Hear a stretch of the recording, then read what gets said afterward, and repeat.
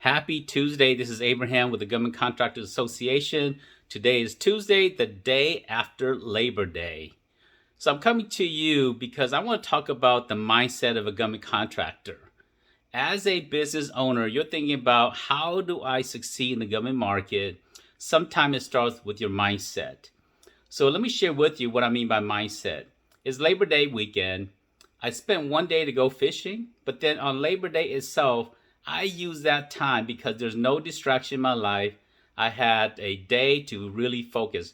No members to have to worry about, no coaching clients to worry about.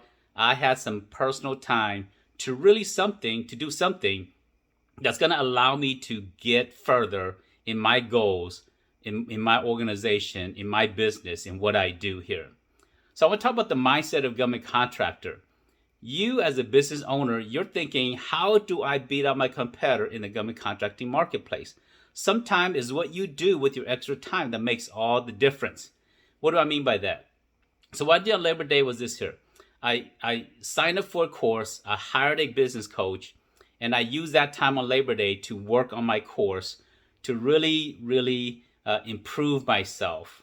And sometimes, I have to keep doing that there so that I can continue to be better. I can continue to get greater at what I do here. So I'm somebody who, I understand proposal writing, but I always want to be a better proposal writer. I understand capture management. I always want to be better. I understand how to work with people. I understand how to do many different things, but I always want to do something. Take the extra time to do something that is a little bit more than what the other average person is wanting to do.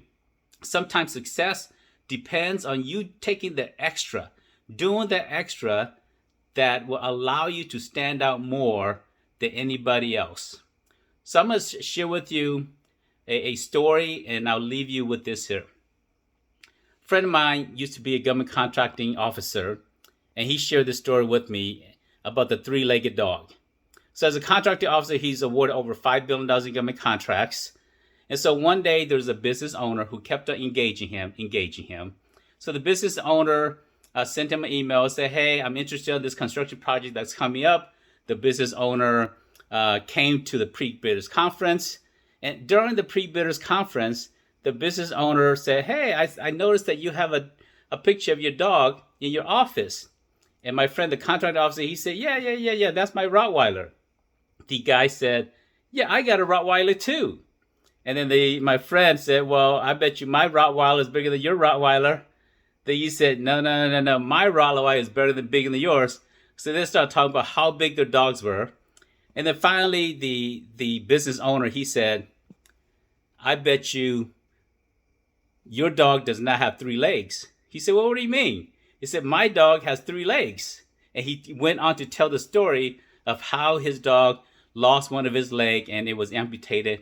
And so now my friend, who's a contracting officer, he's thinking through, he's got this image of a 3-legged dog, Rottweiler, running around. Well, it was something more, right? When he was developing a relationship with the contracting officer, this business owner did something more than what other people would do. They didn't just attend a pre-bidders conference. Everybody attended a pre-bidders conference. But what he did was he connected with the contracting officer. So when the contract was put out for bid, the business owner submitted a proposal. The project was about $20 million. It came down to about 3 companies that were all qualified for this project here. The business owner was one of the top 3 on this project. And then my friend who's a contracting officer, he's looking through all 3 finalists.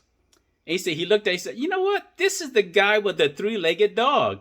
And he awarded the contract, because all 3 of them were very equal.